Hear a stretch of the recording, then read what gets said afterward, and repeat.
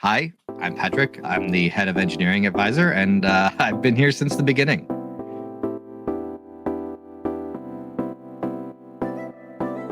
The plans really revolve around the user's job to be done. So we found that Visor is really a great tool if you're just a single user trying to get a higher level picture of the work that's being done currently and maybe report that up to somebody, but also for teams that plan their roadmap and review their backlog collaboratively.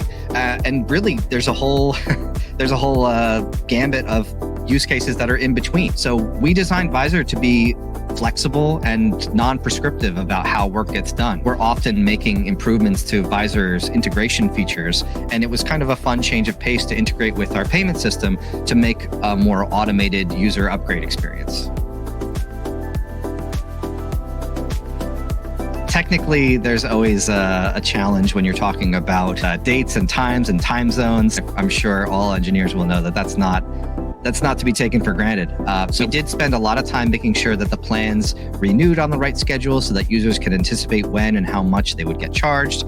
That being said, we were also able to use a lot of our existing integration infrastructure to get this project deployed so fast. So it's really awesome to see how the team's experience with working on integrations accelerated this project so it worked right the first time.